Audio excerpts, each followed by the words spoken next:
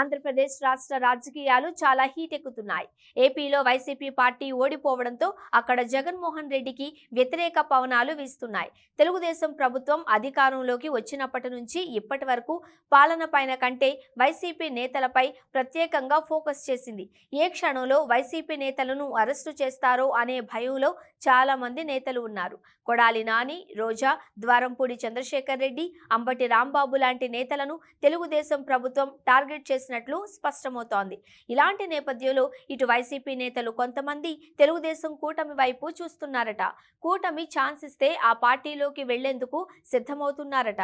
అయితే ఈ పరిస్థితుల నేపథ్యంలో కాంగ్రెస్ సీనియర్ నేత వైఎస్ రాజశేఖర్ రెడ్డి సన్నిహితుడు కేవీపీ రామచంద్రరావు జగన్మోహన్ రెడ్డి పార్టీకి ఎసరు పెట్టాడు.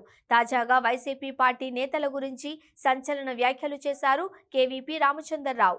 చాలా మంది వైసీపీ నేతలు కాంగ్రెస్ పార్టీ టచ్లోకి వచ్చినట్లు కేవీపీ రామచంద్రరావు సంచలన వ్యాఖ్యలు చేశారు. గతంలో వైఎస్ రాజశేఖర్ రెడ్డి కేబినెట్లో చాలా మంది వైసీపీ నేతలు పనిచేశారని, వాళ్లు కూడా కాంగ్రెస్ వైపు చూస్తున్నారని ఆయన తెలిపారు.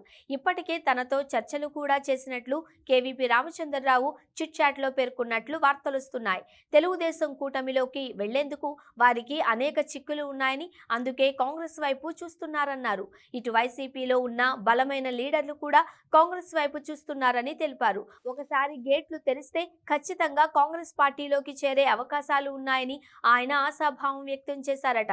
తెలుగుదేశం కూటమిలోకి చేరదామా అంటే అక్కడ ఉన్న లీడర్లు వైసీపీ నేతలను చేర్చుకోవద్దు అని చెబుతున్నారట. దీంతో కాంగ్రెస్ పార్టీ వైపు చాలా మంది నేతలు చూస్తున్నారు అని కేవీపీ రామచంద్రరావు తెలిపారు.